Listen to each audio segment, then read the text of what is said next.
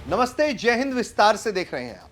भारत तक ने हाल ही में आपको एक वीडियो के जरिए बताया था कि कैसे चिकन नेक का एक और ऑप्शन भारत के पास मौजूद है। और अगर बांग्लादेश की जो सरकार है, अंतरिम सरकार, उसके सलाहकार, प्रमुख सलाहकार मोहम्मद यूनुस, वो जो चिकन नेक की बुद्धि चाइना को बेच रहे थे, अगर उसका काउंटर तैयार करने के लिए भारत चिटगांग के रास्ते त्रिपुरा और रास्ता तय कर लेता है, तो फिर बांग्लादेश कहीं का नहीं रहेगा। यह बताया था हमने आपको, आपने इस पर प्रतिक्रिया दी और आपने इसकी तारीफ भी की। आज आपको बात करेंगे एक और भारत के इसी विषय से जुड़े प्रोजेक्ट की, कि कैसे चिकन नेक का एक और आधिकारिक रास्ता, जी हां आधिकारिक, जो चिटगांग त्रिपुरा वाला रास्ता बताया था हमने आपको, वो था कि सैन्य टुकड़ी भेजनी पड़ती, कार्रवाई करनी पड़ती। तो उसके जगह पर क्या ऑप्शन है? तो उसके जगह पर भी एक ऑप्शन है और इस पर भारत कई सालों से काम भी कर रहा है। और ये काम जो है वो है म्यांमार के साथ। हालांकि म्यांमार में तख्ता पलट के बाद से स्थितियां थोड़ी अच्छी नहीं है, लेकिन ये जो प्रोजेक्ट है वो काफी अहम है और ये प्रोजेक्ट है प्रोजेक्ट काला दान। जी हां, इसके जरिए भारत म्यांमार और फिर म्यांमार के रास्ते वापस अपने सेवन सिस्टर्स जो स्टेट्स हैं उसको कनेक्ट करने का प्रोजेक्ट पर यह काम कर रहा है। और यह प्रोजेक्ट जो है ऑलमोस्ट फिनिश्ड है, कुछ हिस्से बचे हुए हैं। आप कहिएगा विस्तार से मैं आज बात क्यों?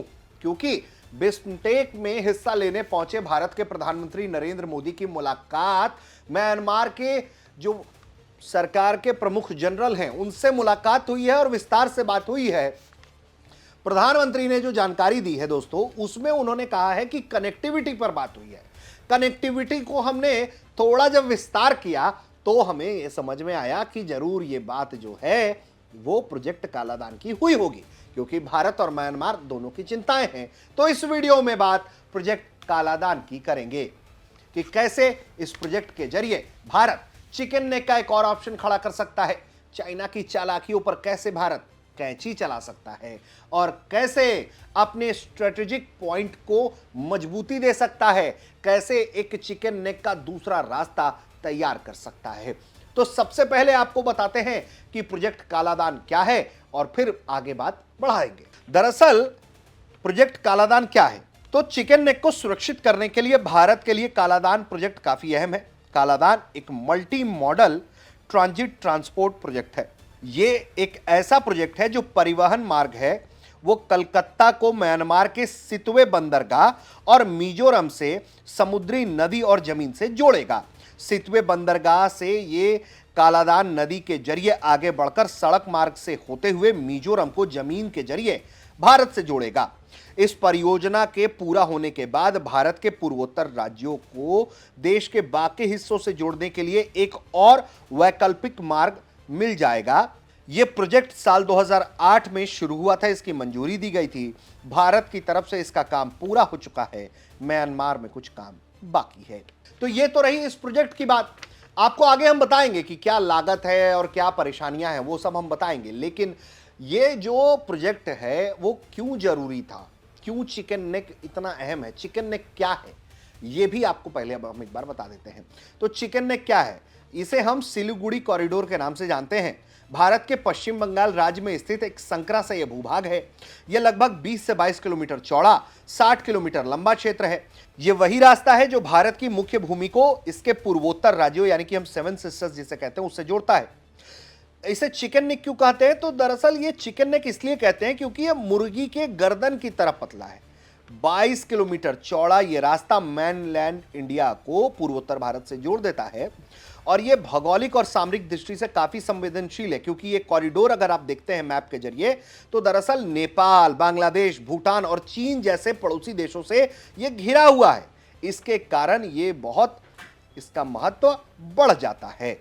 तो यही वजह है, ये एक स्ट्रेटेजिक पॉइंट है। और हाल के दिनों में जब भारत और चीन का कन्फ्रंटेशन हुआ, डोकलाम हुआ, इधर बांग्लादेश के जो मुख्य सलाहकार हैं चीन के दौरे पर जाते हैं और कहते हैं कि देखिए हम जो हैं वो समुद्र के राजा हैं, क्योंकि भारत के जो 7 पीछे राज्य हैं उस पर कोई उनका दूसरा कनेक्टिविटी नहीं है। चिकन नेक का नाम नहीं लेते हैं, लेकिन बताते हैं कि वो हम पर ही निर्भर है समुद्री रास्ते के लिए, तो हम वहां के बड़े बॉस है, गॉडफादर है। ऐसा कहने की कोशिश कर रहे थे।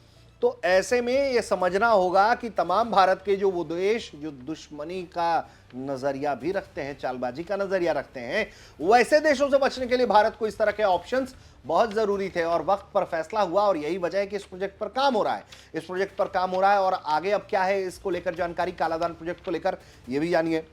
ये इसलिए भी महत्वपूर्ण है क्योंकि ये परियोजना जो है वो कुल मिलाकर 900 किलोमीटर की है, जो भारत के पूर्वोत्तर राज्यों को म्यांमार के जरिए भारत के बाकी हिस्सों से जोड़ देती है। बताया यह गया है आंकड़ों में कि कोलकाता के सितवे बंदरगाह से 539 किलोमीटर की दूरी समुद्र के जरिए तय होगी।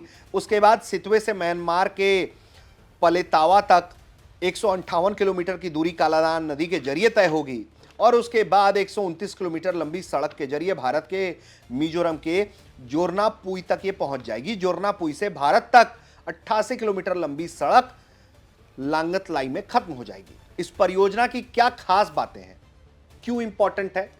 दरअसल भारत की तैयारी ऐसी है दोस्तों कि सिर्फ सड़क नहीं बना रहा है। जो देश ज्यादा तेज बनते हैं ना, जो कारिस्तानियां करते हैं, जो भारत के खिलाफ कुछ ना कुछ करने रचने की कोशिश करते हैं, उसके खिलाफ भी अपनी स्ट्रेटेजिक तैयारी मजबूत रख रहा है रक्षा सुरक्षा के क्षेत्र में।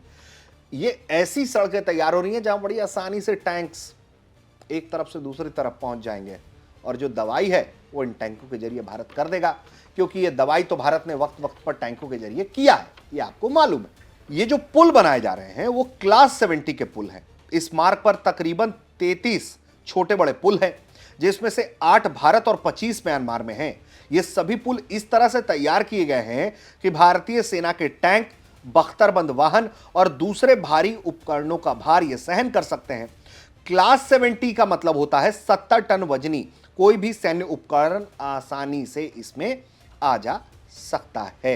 बताया जाता है कि इस परियोजना का पूरा हो जाने के बाद चिकन नेक को पार करके जमीन के रास्ते मिजोरम तक पहुंचने की जो दूरी है वो 1000 किलोमीटर कम होगी। मामूली बात नहीं है, बड़ी बात है। हालांकि आपको हम ये बता दें कि इंडिया पोर्ट्स ग्लोबल लिमिटेड ने म्यांमार के रखाइन प्रांत में कालादान नदी डेल्टा में सितवे पोर्ट का संचालन अपनी नियंत्रण में लिया हुआ है। इस बंदरगाह का विकास भारत ने म्यांमार के सहयोग से किया है। अब यहां आ जाता है एक कैच। जैसे ही हमने रखाइन प्रांत का नाम लिया ना, यहां एक कैच है। मुश्किल यह है कि इस वक्त म्यांमार में जुंटा सरकार यानी कि सैन्य शासन है और दूसरी तरफ है विद्रोही गुट।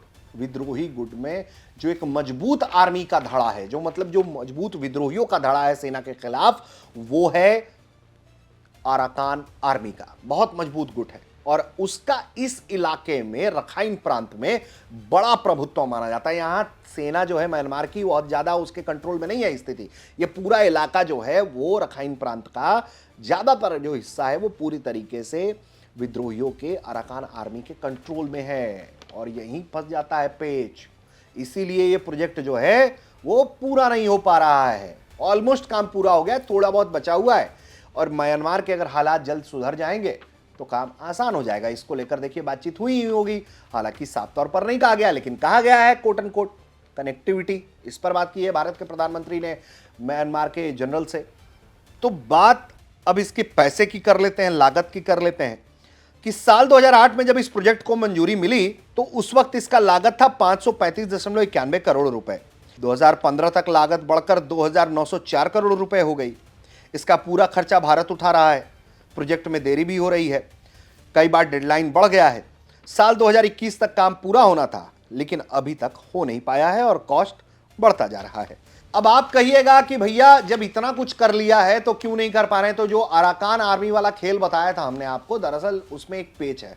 अराकान आर्मी के कंट्रोल में इलाका है। अराकान आर्मी विदेशी निवेश तक को तैयार है, यानी कि भारत के इस प्रोजेक्ट के लिए उसको बहुत ज्यादा समस्या नहीं है। लेकिन दिक्कत क्या है कि मजदूरों को परेशान करते हैं, कॉन्ट्रैक्टर्स परेशान करते हैं। जो लोकल सामान है उसमें वो हैवी टैक्स लगा देते हैं, खर्चा बढ़ जाता है, इसलिए काम करना थोड़ा मुश्किल हो रहा है। लेकिन बांग्लादेश और चीन का जिस तरह से गठजोड़ बन रहा है और जिस तरह से भारत के चिकन नेक को थ्रेटन करने की ये कोशिश कर रहे हैं, तो इसकी एक आधिकारिक दवाई की शुरुआत भारत साल 2008 में कर चुका है। अभी भी हालात के कारण फंसा हुआ है। ज्यादातर काम पूरा हो चुका है, थोड़ा बहुत काम जो है वो म्यांमार के हिस्से में बचा हुआ है। यह जैसे ही पूरा होगा खेल बदल जाएगा। चाइना बांग्लादेश की अकड़ ढीली पड़ जाएगी, ऐसी ही उम्मीद की जा सकती है। कैसा लगा आपको ये वीडियो? विस्तार से के इस खास एपिसोड में हमने आपको बताया प्रोजेक्ट कालाधान के बारे में। उम्मीद करते हैं कि आपको ये वीडियो पसंद आया होगा। कमेंट करिए, राय दीजिए, किस विषय पर विस्तार से देखना चाहते हैं ये भी बताइए। देखते रहिए भारत तक।